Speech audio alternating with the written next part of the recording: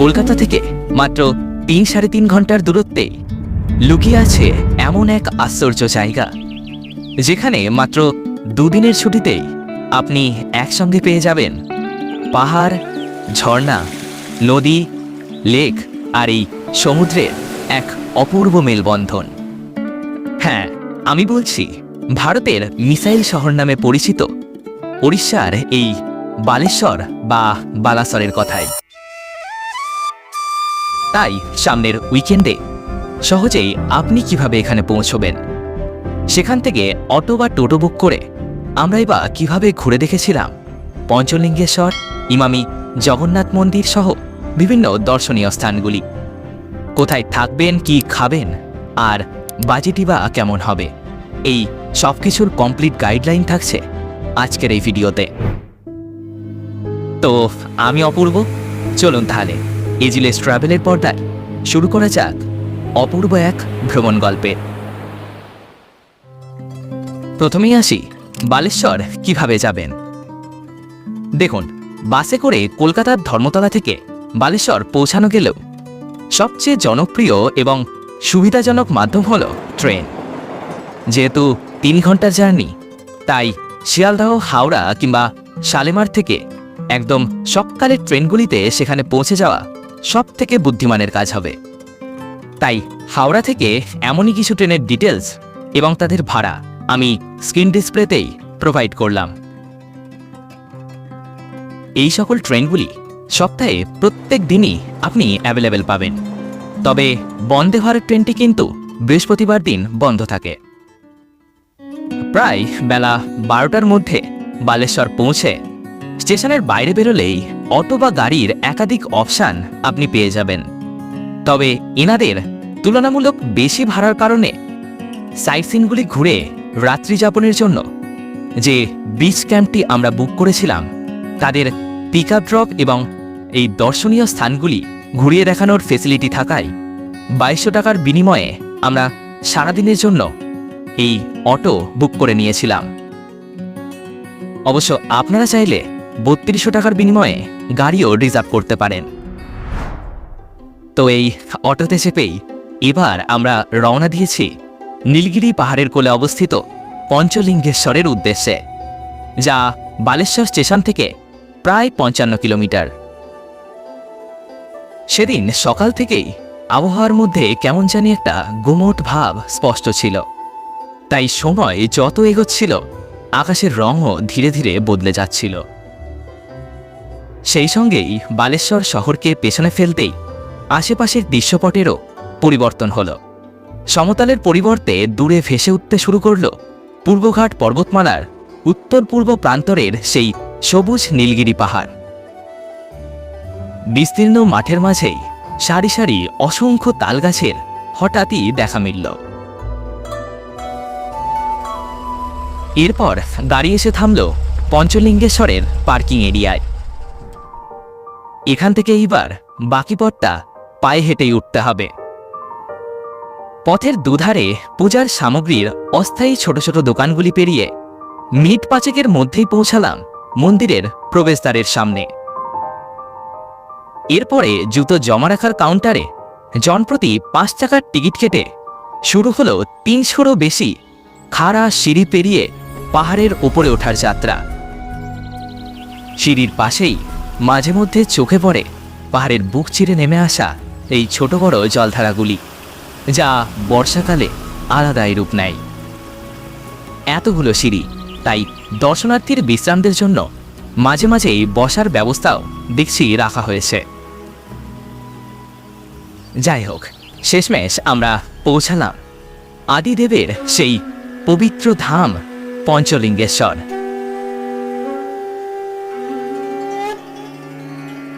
আর 5টি জায়গার মতো এখানে কিন্তু চোখে পড়বে না কোনো প্রথাগত মূর্তি বা বিশাল গর্ভগৃহ। এখানে আদিদেব বিরাজমান এক পরম বিস্ময় রূপে।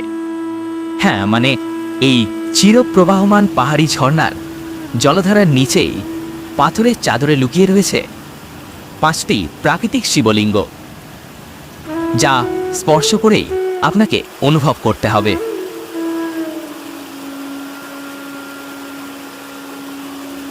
এই স্থানকে নিয়েও বিভিন্ন পৌরাণিক কাহিনী ও জনশ্রুতি রয়েছে। তবে সেই মতভেদের আলোচনায় না গিয়ে প্রকৃতি ও আধ্যাত্মিকতার যে অসাধারণ মেলবন্ধন এখানে অনুভব করেছি তা সত্যিই স্মরণীয় হয়ে থাকবে। পাহাড়ের ওপরে সিঁড়ি বেয়ে ওঠার পথটা কষ্টসাধ্য হলেও আমার পথটা কিন্তু স্বস্তিদায়কই ছিল।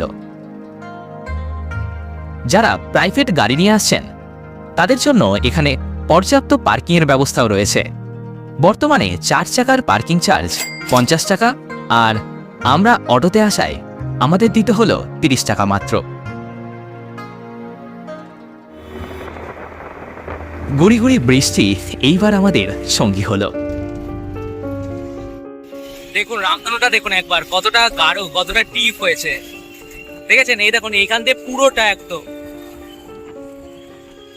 ক্যামেরাতে তো কতটা বোঝা যাচ্ছে জানি না, তবে খালি চোখে আমরা দেখছি খুব সুন্দর লাগছে। এতটা ডিপ রামধনু অনেকদিন পরে দেখলাম, মানে দিগন্ত, এক দিগন্ত থেকে আরেক দিগন্তে।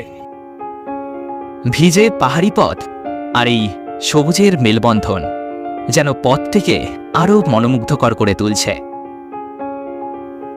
পুনরায় বালাসরের দিকেই 55 কিলোমিটার পথ এসে আমরা উপস্থিত হলাম আমাদের দ্বিতীয় গন্তব্য, মানে ব্লু লেক।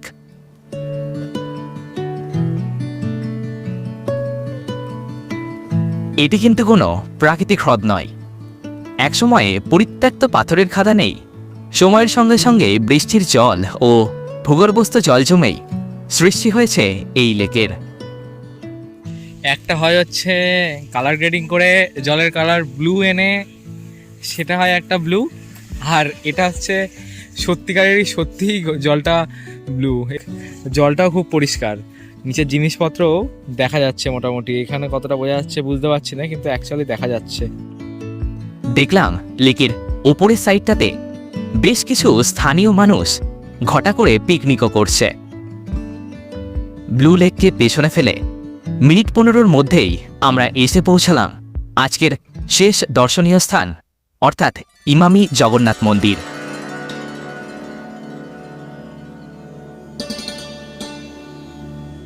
এই টেম্পল দর্শন টাইম হচ্ছে এই যে এখানে চার্টে দেওয়া আছে, সকাল 5:30 থেকে 6টা, তারপরে সকাল 7:30টার সময় থেকে দুপুর 12:30, এবং বিকেল 4টা থেকে রাত 9টা পর্যন্ত।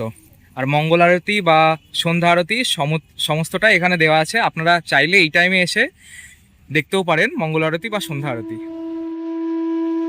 অত্যাধুনিক স্থাপত্য আর আধ্যাত্মিক আবহের অনন্য মেলবন্ধনে গড়ে ওঠা এই মন্দিরকে অনেকেই ওড়িশার দ্বিতীয় পুরী বলেও উল্লেখ করেন। তাই প্রচুর মানুষও কিন্তু প্রতিদিন বহু দূর দূরান্ত থেকে এখানে ছুটে আসেন।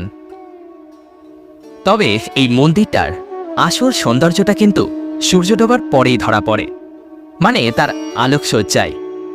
আর সেই কারণেই আমাদের অটোদাদার পরামর্শ মেনে আমরা এই জায়গাটিকে রেখেছিলাম দিনের একেবারে শেষে। ভগবান জগন্নাথের রথের অনুপ্রেরণায় নির্মিত এই মন্দিরটিতে চারিধারে ওড়িশার ঐতিহ্যবাহী কলিঙ্গ স্থাপত্যশৈলীর প্রভাব স্পষ্ট লক্ষ্য করা যায়। সুউচ্চ শিখর, সূক্ষ্ম কারুকার্য এবং সুবিশাল প্রাঙ্গণ। মূল মন্দিরের গর্ভগৃহে প্রভু জগন্নাথ, বলভদ্র ও দেবী সুভদ্রার পূজা অনুষ্ঠিত হয়, আর তাদেরকে কেন্দ্র করে চারপাশে নির্মিত ছোট ছোট মন্দিরগুলিতে মা লক্ষ্মী, ভগবান শিব, শ্রী হনুমানজি সহ বিভিন্ন দেবদেবীর আরাধনারও দেখা মেলে। 6:30টার দিকে এখানে সন্ধ্যা আরতি অনুষ্ঠিত হয়েছিল। তবে মন্দিরের ভেতরে ক্যামেরা নিষিদ্ধ থাকায় সেই মুহূর্তটা আর আপনাদের সামনে তুলে ধরতে পারলাম না। যাই হোক, রাত প্রায় নেমেই এসেছে এবং আমরাও রওনা দিলাম বালেশ্বরের অপর পাশে অবস্থিত শান্ত, কোলাহলমুক্ত, নির্মল এক সমুদ্র সৈকতের উদ্দেশ্যে। মোটামুটি ঘণ্টাখানিকের ব্যবধানে পৌঁছালাম বিচের ধারে আমাদের রাতের বিশ্রামের ঠিকানায়, অর্থাৎ এই ট্রিপোলার বিচ ক্যাম্পে। ট্রেন দেরিতে আসাতেই আজ আমাদের এতটা লেট, নচেত এখানে বিকেলের মধ্যেই পৌঁছে যাওয়া যায়। রাতের আলোর জৌলুসের সাথে ক্যাম্পের ভেতরের পরিবেশটা কিন্তু আমাদের এই জার্নিতে একেবারে চার চাঁদ লাগিয়েছে। পথে আসার সময় দূর থেকে সমুদ্রের গর্জনা পেয়েছি, তবে এখন আর সেদিকে যাব না। সারাদিনের জার্নিতে শরীরটা বেশ ক্লান্ত, তাই ডিনারটা সেরে এইবার সোজা বিছানায় যাওয়ার পালা। আর হ্যাঁ, ক্যাম্পের রুম কিংবা প্যাকেজের খরচ খরচার বিস্তারিত তথ্য না হয় আগামীকাল সকালে জানাচ্ছি। যাই হোক, ডিনারে ভাত এবং রুটি দুটো ব্যবস্থা থাকলেও আমরা গরমাগরম চিকেন কষা আর পনিরের সাথে রুটিটাই বেছে নিয়েছিলাম।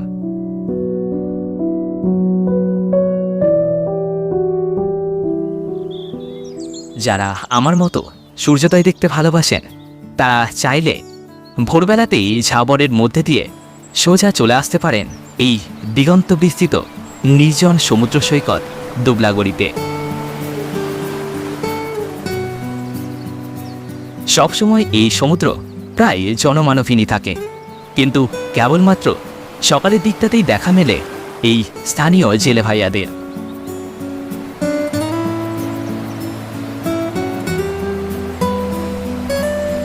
বেশ কিছুটা সময় সেখানে কাটিয়ে ফিরে এলাম ক্যাম্পে। আমাদের ব্রেকফাস্টে রয়েছে 4টে লুচি, ছোলার ডাল, হাফ বয়েল ডিম এবং একটা মিষ্টি। তো এটাই থাকে বেসিক্যালি ব্রেকফাস্টে। এছাড়াও তরকারিটা হচ্ছে চেঞ্জ হয়, ঠিক আছে, মানে যেটা আজকে ছোলার ডাল দেওয়া হয়েছে সেটা আলুর দম এবং পরের দিন আরেকটা থাকবে, এরকম 3 দিন পর। তো আপনারা যদি বলেন তো সেক্ষেত্রে দাদারা জানালেন যে পুরি বা লুচিগুলো যেগুলো দিয়েছে এগুলোই আপনারা চাইলে রুটিও নিতে পারে। এই যে এনারা কিন্তু আবার মুড়িও নিচ্ছেন, বললাম যেটা মুড়িটা অ্যাভেলেবেল রয়েছে। দাদা কেমন লাগছে তরকারি? ভালো আছে।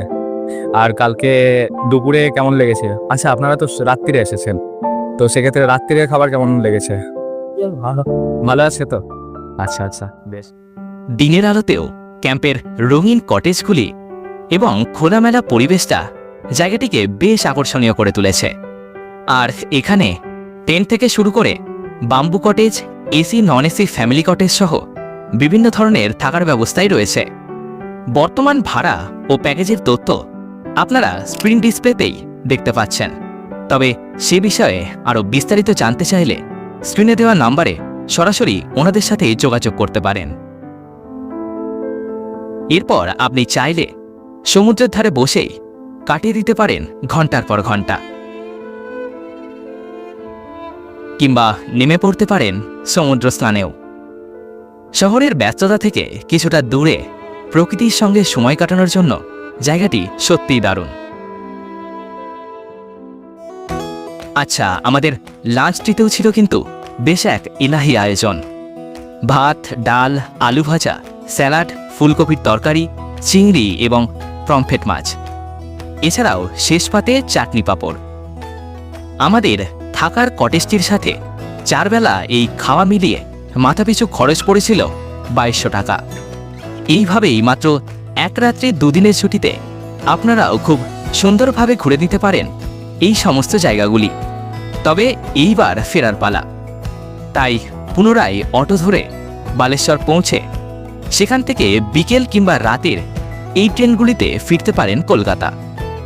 টোটাল ট্যুরে ট্রেন, অটো এবং ক্যাম্পে থাকা খাওয়া দাওয়া নিয়ে আমাদের পার হেড খরচ হয়েছিল মোটামুটি 3400 টাকা মতো। আর এইভাবেই শেষ হয়েছিল আমাদের বালেশ্বর সফর। আজ তবে এখানেই বিদায় নিচ্ছি। শীঘ্রই দেখা হবে নতুন কোনো ভ্রমণ গল্প নিয়ে। টাটা।